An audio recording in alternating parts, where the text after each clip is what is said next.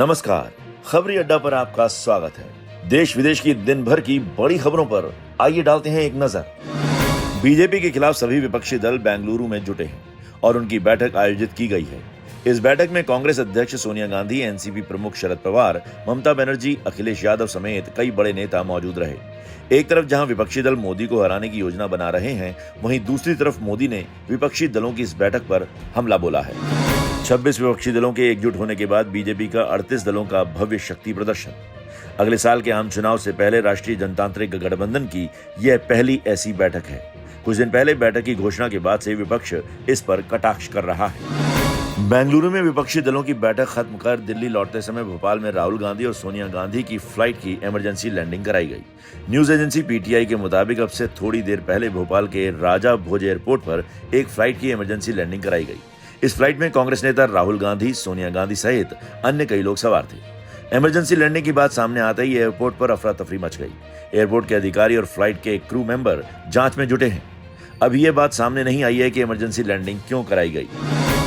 भारी बारिश और यमुना का जलस्तर खतरे के निशान से ऊपर होने के कारण राष्ट्रीय राजधानी में बड़े पैमाने पर बाढ़ आ गई, जिससे कई लोगों के मारे जाने और कई लोगों के बाढ़ में फंसे होने की खबर है।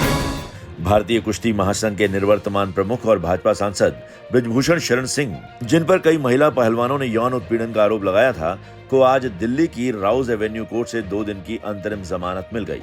जमानत पर अगली सुनवाई 20 जुलाई को दोपहर 12:30 बजे इसी कोर्ट में होगी।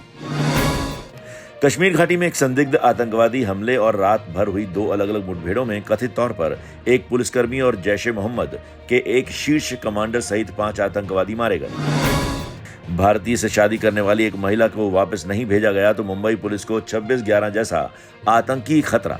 मुंबई पुलिस के यातायात नियंत्रण कक्ष को एक अज्ञात व्यक्ति का फोन आया, जिसने उर्दू में बात की और कहा कि 26 नवंबर 2008 को महाराष्ट्र की राजधानी पर हुए हमले जैसा आतंकवादी हमला होगा और इसके लिए उत्तर प्रदेश सरकार जिम्मेदार होगी। विराट कोहली वनडे में सबसे तेज 10,000 रन बनाने वाले खिलाड़ी बन गए हैं और उन्होंने महान बल्लेबाज सचिन तेंदुलकर को पीछे छोड़ते हुए रिकॉर्ड 213 मैचों यानी कि 205 पारियों में यह उपलब्धि हासिल की, जबकि तेंदुलकर ने 266 मैचों यानी 259 पारियों में ही यह उपलब्धि हासिल की थी। रूस ने काला सागर बंदरगाह के माध्यम से यूक्रेनी अनाज का निर्यात रोक दिया।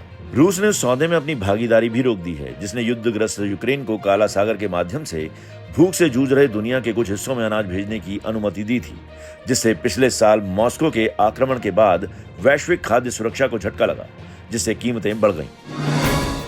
दक्षिण कोरिया की राजधानी सियोल और उसके आसपास 100 से अधिक वर्षों में सबसे भारी बारिश के कारण शहर में हुई तबाही के बाद कम से कम 9 लोगों की मौत हो गई और 7 लोग लापता हो गए।